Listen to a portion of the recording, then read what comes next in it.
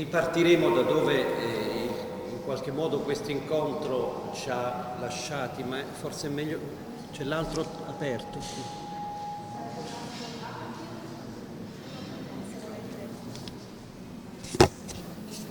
È stata più volte evocata la musica in questi giorni, è stato davvero molto bello sentire storici delle religioni, storici dell'economia, politica, storici dell'arte, esperti di spettacolo, di letteratura, tutti in qualche modo evocare la necessità di mettersi insieme, di collaborare, di intraprendere e di lanciare ponti tra le discipline per capire meglio quello che è successo nel passato. E la musica è stata evocata più volte, non soltanto nell'ultima sessione di ieri sullo spettacolo, c'è stata anche un'anticipazione della nostra sessione di oggi, e effettivamente nella biografia del Cardinal Maurizio noi della musica pensavamo di essere privilegiati perché avevamo visto da tempo quanta importanza avesse la musica nel suo orizzonte, e non soltanto a Torino, non soltanto in Piemonte. Il suo ruolo a Roma era stato decisivo. Il lavoro di Giorgio Morales qui in Italia, cambiando la pronuncia a seconda dei paesi, e su Sigismondo d'India ha permesso di tracciare appunto già alcuni di questi ponti, e oggi andremo avanti su questo itinerario con amici e colleghi che sono venuti da varie parti, ma naturalmente tutto questo, è stato detto fin dal primo momento, è anche una grande scusa per i nostri auguri ad Alberto Basso, che sono stati espressi da 2 tomi tomosi o da 2 volumi voluminosi che avete visto, sono veramente molto molto ricchi.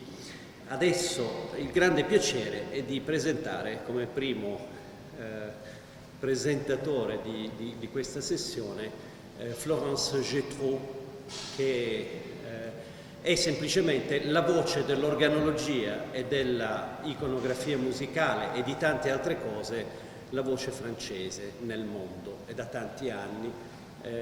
I suoi incarichi sono così tanti che è inutile riassumerli, ma sapete, vi dico, visto che siamo a Villa della Regina e soprattutto nella Vigna del Cardinale, che l'ultimo lavoro veramente molto coinvolgente era questa mostra con volume sul Le Vin et la Musique, che penso che unisca Bordeaux idealmente con la nostra tradizione piemontese.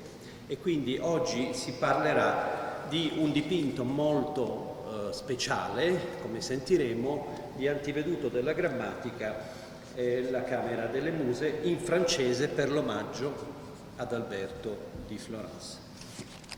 Grazie.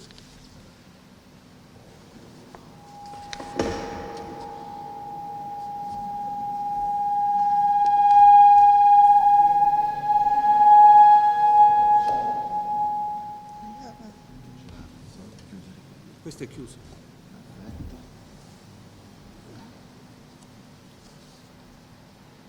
Parce que nous sommes en Piémont, je vais m'autoriser à parler français. Est-ce que vous m'entendez? Est-ce que je dois me rapprocher? C'est bon?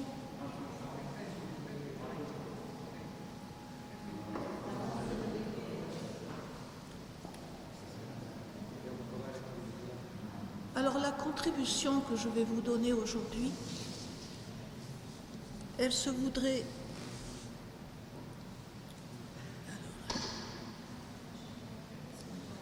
Cette contribution, je souhaiterais qu'elle soit un hommage au professeur Alberto Basso, qui inspire tellement, depuis tant d'années, nos travaux à tous. Donc c'est un premier hommage pour lui. Ensuite, je voudrais que ce soit un hommage à Alan Rubin, l'ami claveciniste et pianofortiste, suprême collectionneur de merveilles sonores et visuelles, Et enfin, par le sujet que j'ai choisi, je voudrais que ce soit un hommage à Cristina Santarelli, qui a depuis 30 ans travaillé sur le sujet pour lequel je vais tenter une toute petite voie latérale, parce qu'elle a beaucoup travaillé. Voilà, je voudrais aussi remercier tous ceux qui m'ont aidé à préparer cette communication, et notamment Andrea Merlotti, sans lequel je ne pourrais pas vous présenter d'aussi beaux documents. Nous allons en effet nous pencher sur une magnifique figure allégorique du peintre Antiveduto della Grammatica et qui représente Terpsichore, l'identification de cette muse ne pouvant être contestée puisque nous voyons sur le chevillet de l'instrument que son nom est inscrit. Cette œuvre était restée quasi inconnue des historiens de l'art et donc, a fortiori, des iconographes de la musique jusqu'à 1998, quand, dans la monographie de Helmut Philipp Riedel, eh bien, cette œuvre a été cataloguée, décrite en détail, reproduite en noir et blanc, mais à l'envers. Elle appartient à un ensemble d'œuvres visuelles et d'instruments historiques, comme je l'ai dit, qui est donc à Provins, en France, à 30 km de Paris, dans cette belle cité médiévale, où Alan Rubin prépare un musée qui sera bientôt ouvert au public. En fait, c'est Cristina qui, la première, a attiré l'attention sur une première muse appartenant à la série que nous allons voir.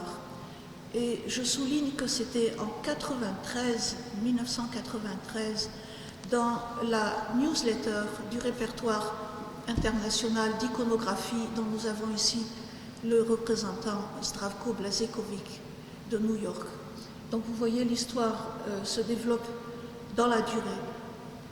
Donc Cristina attire l'attention sur cette figure et 2 ans plus tard, c'est Giovanni Romano, comme vous le savez ici, vous êtes nombreux à connaître ses travaux, dans son livre collectif sur les colleczioni di Carlo Emanuele di Savoia, qui exploita pour la première fois des documents d'archives, des inventaires, qui nous donnaient une bonne connaissance en fait des collections princières. Et il a exhumé en quelque sorte les moments de ces inventaires de 1631, 1635, 1644. Il a souligné la prédilection des princes pour le travail du peintre Grammatica, qui reçut la commande de 2 séries de muses, un thème, on peut dire, particulièrement éloquent et symbolique de son mécénat éclairé. Giovanni Romano compléta la mise en relation des inventaires en reconnaissant en quelque sorte les peintures décrites dans les inventaires dans des collections publiques de Turin, et en 1990, il avait déjà identifié 2 muses, Polymnia et Euterpe, au Palazzo Chiablese. Ensuite, il faisait la mise en relation avec les 3 muses que vous voyez ici, et qui sont exposées au Circolo Ufficiale di Presidio, qui ont été peintes 4 ans plus tard, c'est-à-dire les premières en 1620 sans doute, et les secondes en 1624. Cristina Santarelli mit cette publication à profit pour attirer l'attention des iconographes de la musique que nous sommes, plusieurs ici à représenter, dans une série de travaux. Regardez comme elle s'est intéressée à cette série de nombreuses fois, et c'est pour ça que je tiens à lui rendre hommage. Son travail reste, je trouve, fondamental parce qu'en 2013, elle a pris le soin de mettre en rapport l'un de ses inventaires qui décrit très rapidement les peintures et de les mettre en rapport avec les textes que je dirais prescriptifs de Cesare Ripa, dans son iconologie. Par exemple, pour Polymnia, voici la description dans l'inventaire, puis le texte de Ripa que Cristina nous donna. L'inventaire. Musa vestita di bianco con libro in mano. Si on lit Ripa, on lit starà in atto d'orare, tenendo alzato l'indice della destra mano. La conciatura della testa sarà di perle e gioie di vari e vaghi colori. L'abito sarà tutto bianco e con mano terrà un volume sopra del quale sia scritto Suadere. On remarque au passage que la version de la seconde série, à droite de l'écran, est bien plus proche du texte de Cesare Ripa. De la même manière, pour Euterpe, l'inventaire nous dit Musa coronata di fiori con una musetta di una mano e una cornetta e flagelletto dell'altra. Et la cornetta, elle était invisible jusqu'à ce que hier soir, j'ai la chance qu'on m'offre les photos. C'est très clairement un cornet curvo. Ripa nous dit pour cette muse, Giovannetta bella avrà cinta la testa di una ghirlanda di vari fiori, terrà comme ambie les mani diversi strumenti di fiato, ce qui est donc plus général. Maintenant, pour Urania, eh bien, l'inventaire nous dit Musa con un braccio e mezzo il petto nudi, tenendo un globo in mano. Tandis que Cesare Ripa dit avrà una ghirlanda di lucenti stelle, sarà vestita di azzurro e avrà un globo rappresentante le sfere celesti. Per Calliope, Musa in atto di mirare indietro, tenendo 3 libri in mano. E Ripa nous dit, cinta alla fronte di un cerchio d'oro, nel braccio sinistro terrà molte ghirlande di lauro. Et cette fois encore, sans les belles photos offerte hier, je n'aurais jamais vu la couronne de laurier qui est en bas de l'œuvre. Il faut maintenant ajouter à ces 6 muses que je viens de vous montrer, eh bien, la 7e, donc, qui avait été cataloguée par Riedel en 98 et que Alan Robin a la bonne fortune de conserver pour son futur musée. Alors, que nous dit l'inventaire? C'est una musa che suona della chitarra di mano. Et on trouve dans Ripa, si dipingere parimente donzella di leggiardo e vago aspetto e terrà la cetera mostrando di suonarla. Avrà in capo una ghirlanda di penne di vari colori, tra quali saranno quelli di gazza e starà in atto grazioso di ballare. Je trouve que sur l'image qui est au centre de ma courte communication, on voit très très bien ces plumes d'oiseaux magnifiques dans des tonalités extrêmement subtiles. Et on va évidemment s'intéresser à l'instrument, à la façon de le sonner, mais je ne vois pas vraiment qu'on la voit danser. Donc c'est une différence. Je vous montre le détail en fait qui montre la technique de jeu de cet instrument qui est à cordes métalliques et qui est joué avec un plectre, et on voit que Grammatica a eu une précision pour montrer ce geste très particulier du plectre sur les cordes qui est vraiment très bien observé. Et d'autre part, la main gauche de la musicienne sur la touche qui a pour caractéristique d'avoir des frettes en métal fixes et qui sont extrêmement bien représentées. On voit même une corde filée dans les basses.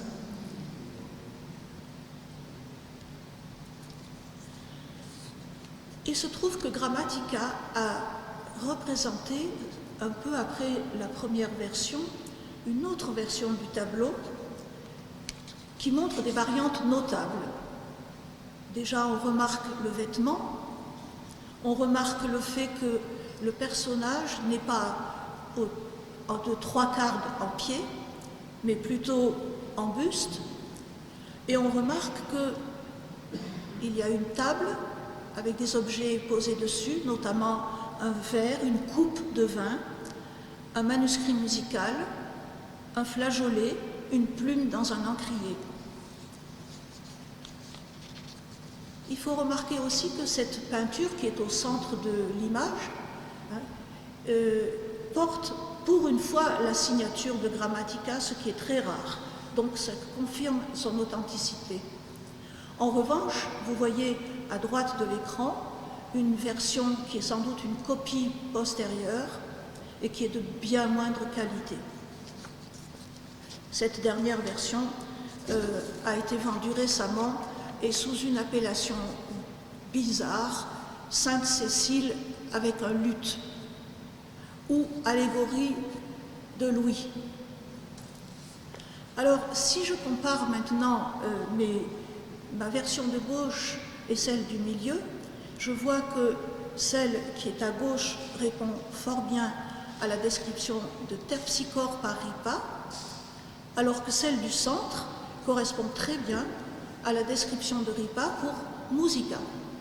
Et elle nous dit « Donna che suona la cetra, la quale abbia una corda rotta e in luogo della corda si vede una cicala.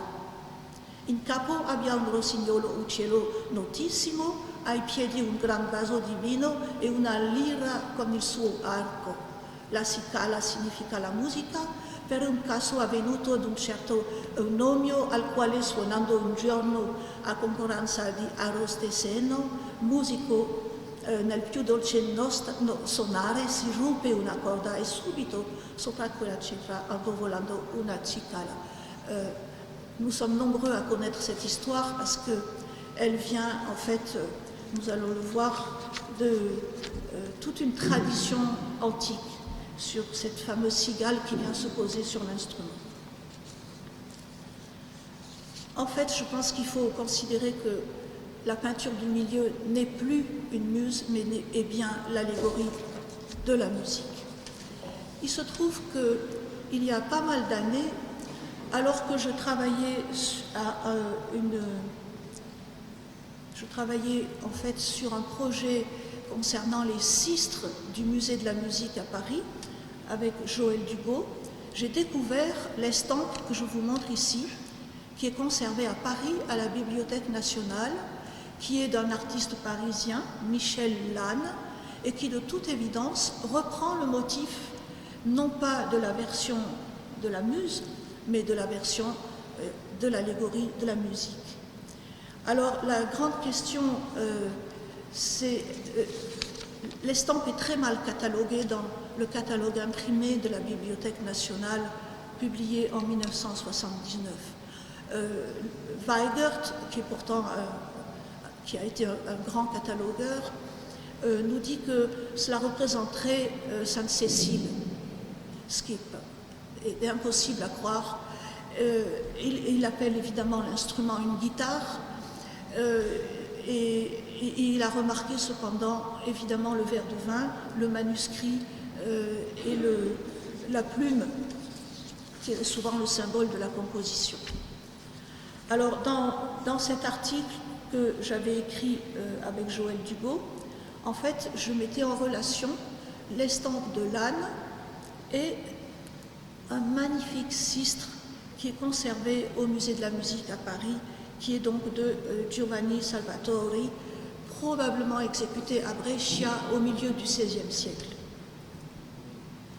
Donc cet article, en fait, étudiait systématiquement les sistres du musée de Paris, et si je compare le sistre réel, je vois qu'il a ses caractéristiques, c'est 6 chœurs doubles, comme l'instrument représenté sur les tableaux, mais 19 frettes chromatiques, alors que sur les tableaux et sur l'estampe, on a tantôt 18 frettes, tantôt 20 frettes.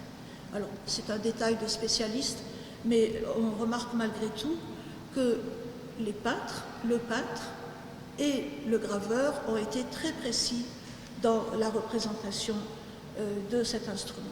Ici, je vous montre la marque au fer qui identifie le facteur italien. Et ici, je vous montre les détails du chevillet qui m'a amené à faire le rapprochement entre les documents visuels et l'instrument magnifique du musée de la musique.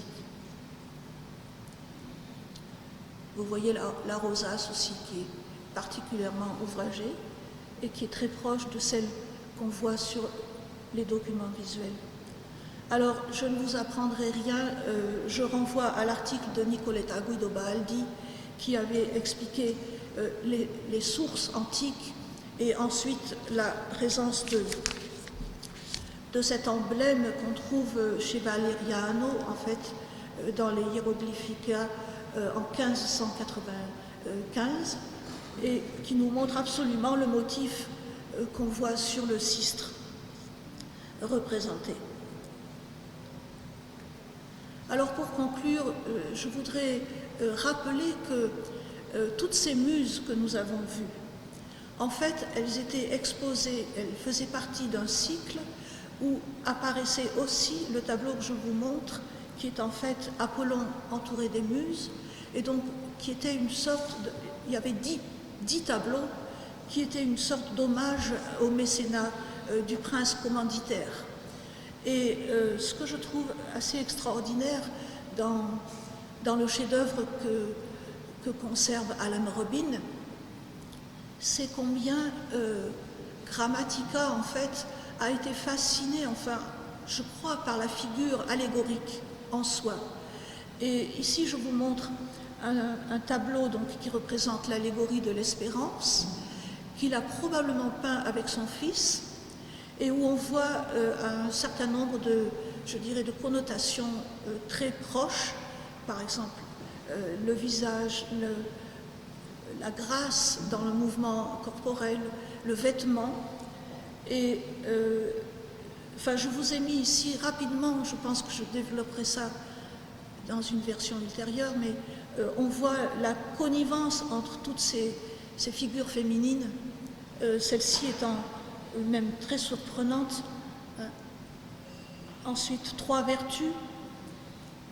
On voit combien tous ces caractères se retrouvent d'une œuvre à l'autre, sachant que certaines sont plus tôt dans la carrière, d'autres beaucoup plus tardives, et que la série des Muses est tout à fait à la fin de la vie de Grammatica.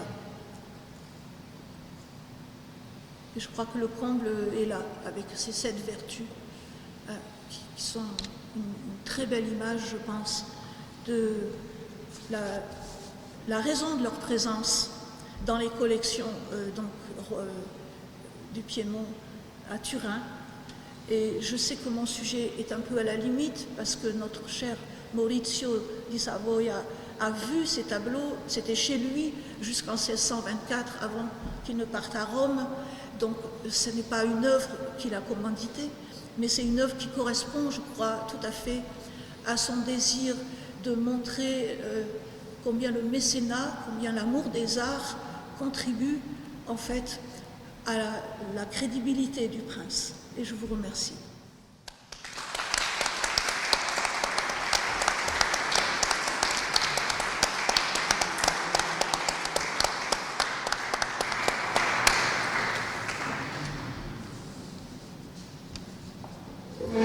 Ringraziamo Florence Gétreau anche per aver saputo contenere in un tempo più breve di quello che le era stato concesso l'esposizione, per poter avere un po' più di discussione, che è la cosa sempre preferita da tutti noi. Riassumo soltanto in poche parole che tutto è venuto fuori dal ritrovamento fortunoso di una musa di antiveduto della grammatica che lei ha potuto rintracciare in una collezione privata in una collezione privata di Provence, e questa terpsicore ha potuto completare un discorso che era stato già avviato da studi precedenti sulle muse, sulle 2 serie di muse di Antiveduto Grammatica negli inventari torinesi. La caratteristica su cui ha puntato l'attenzione poi la capacità insieme simbolica e realistica di rappresentare la cetra, sistre in questo caso, che è uno strumento davvero ancora enigmatico per noi musicologi, per il fatto che per esempio era considerato lo strumento dei barbieri o dei bordelli, eppure si trasforma in uno strumento simbolico e di così alto livello, e quindi è questo il punto che va un po' esaminato, forse attraverso anche un dipinto di Giovanni Serodine che fu indicato già da Winternitz tanti anni fa, che è l'allegoria della musica, con una donna che spande latte dal seno sulla cetra. Ecco, tutte queste cose credo che possano magari adesso provocare qualche reazione di storici dell'arte o di musicologi o di persone interessate a fare domande. Florence capisce l'italiano, ma risponderà eventualmente in francese o inglese. Cristina. Sì, giusto. Oui, c'est... Cristina. Grazie mille Florence per la conferenza magnifica. Io mi interesso molto per la funzione di questi circuiti. Ma anche così no? Non puoi prendere così. La funzione di queste persone, di queste muse, in relazione al suonare che fanno su questi circuiti. Puoi fare qualche cosa forse al sguardo, che viene sopra, e forse anche all'uccello che ho visto sulla testa di una di queste figure. Mi ha anche domandato come si può relazionare questo ciclo al regionalismo. Forse la mancanza di Apollo riferisce al mecenato che ha fatto possibile questo ciclo. O se può fare qualcosa. Tu résumes. Elle se demande pourquoi. Elle est très intéressée à la fonction de chaque muse et pas seulement à la fonction de jouer l'instrument, le particulier, les oiseaux qu'il avait, et s'il y a vraiment le rôle du mécénat comme Apollon. Oui, alors, en fait, je pense que è possibile parlare francese? Sì. Capisco. Si. Je pense que, bien entendu, le prince, c'est Apollon.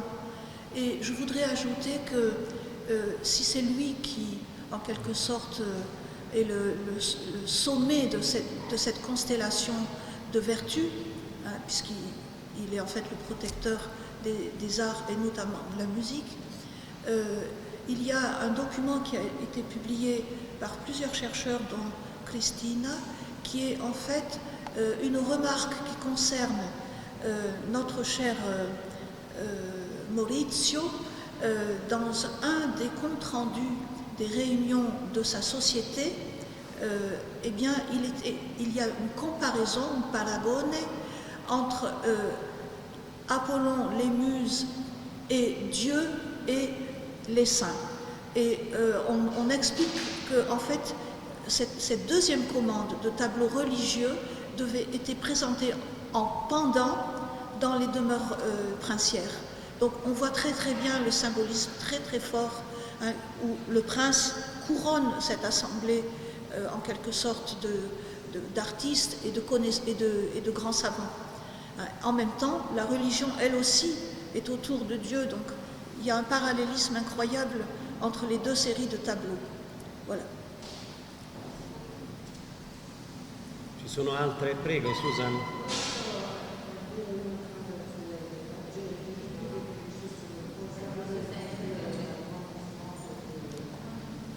Susan. Je ne te comprends pas. Ok, bonsoir, ça va. J'ai juste faire une remarque sur les cordes, parce qu'il y en a bien sûr des gens qui cherchent de savoir comment les cordes étaient faites, ce qu'ils ont utilisé, c'est un petit détail, et qui intéresse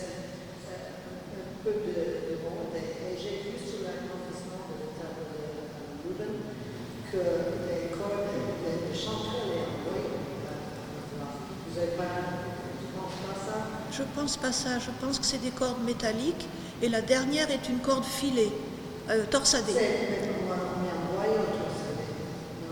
Je pense pas. Jamais avec les sistres. C'est toujours métallique. Et d'autant plus qu'elles sont attachées au pied de l'instrument.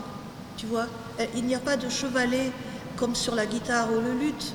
Les cordes vont jusqu'au pied de l'instrument, avec des petits clous. Yeah. Ma è molto interessante che la cicala sullo strumento... Sì, non è un cicala, no. è un sauterelle. Un grillo. Un grillo. Però la cicala in realtà serve a connaturare immediatamente, quindi la risposta alla domanda retorica che avevo fatto prima, perché la cetra? Perché il nome cetra è il nome antico e quindi riporta immediatamente all'arcaico ed evoca la citara. Quindi anche l'episodio raccontato da tante fonti, quello che è stato studiato, come ha detto Florence, da Nicoletta Guidobaldi, in realtà ci riporta, e questo mi ha molto colpito, a l'unico momento musicale descritto nei trattati di Galileo Galilei, è la favola della cicala, cioè del suonatore a cui si rompe la corda e viene sostituita dalla cicala. Quindi potrebbe esserci qualcosa collegato con l'ambiente romano in quegli anni tra le scienze e la musica, e quindi gli interessi di Maurizio in questi due campi. Sì. C'è una domanda, ecco, qui cominciamo con storia dell'arte. Continuiamo nella consuetudine di incrociare le suggestioni. Molte grazie per questa carrellata di muse. Ho trovato molto interessante il dipinto, a parte questa nuova musa, quello con Apollo e le muse di collezione privata, così a memoria mi pare di ricordare che possa corrispondere ad una citazione dell'inventario del 1635, ancora delle collezioni Savane. Una considerazione che riguarda Maurizio, Vittorio Amedeo e il ruolo delle muse nel palazzo di San Giovanni. Apollo era presente perché la serie che Maurizio commissiona fa acquistare per il fratello, che la dispone in una delle sale più importanti della successione cerimoniale del palazzo di San Giovanni, ed è una precisa volontà di emulazione di Vittorio Amedeo I rispetto alle collezioni di Gonzaga, per cui il modello che circola per l'Europa in quel momento è quello del ciclo delle muse di Baglione, che ha una nuova visibilità in Francia. Ovviamente Vittorio Amedeo I non vuole essere da meno rispetto alle collezioni Gonzaga e quindi allestisce in una delle sue sale, solo per inciso, la sala successiva è quella dove Vittorio Amedeo I monta una serie con le copie dell'imperatore di Tiziano, nuovamente provenienti dalle collezioni Gonzaga e i grappoli di terra. Per cui questo intreccio tra i fratelli torna nuovamente e il ruolo è quello di Maurizio, regista anche delle collezioni torinesi, in grado di sostenere le scelte del fratello Vittorio. E molte grazie per queste suggezioni. Grazie per l'information.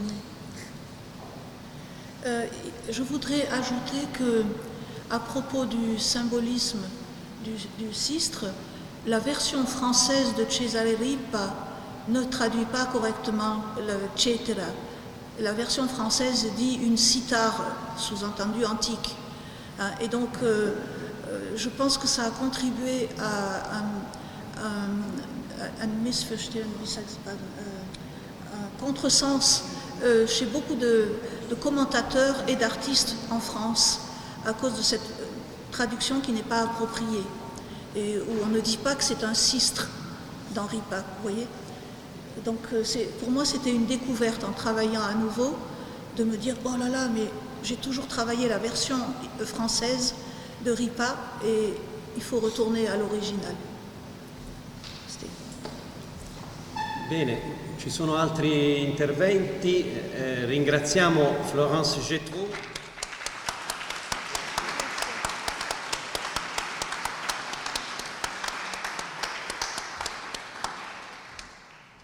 E adesso al tavolo Paola Besutti,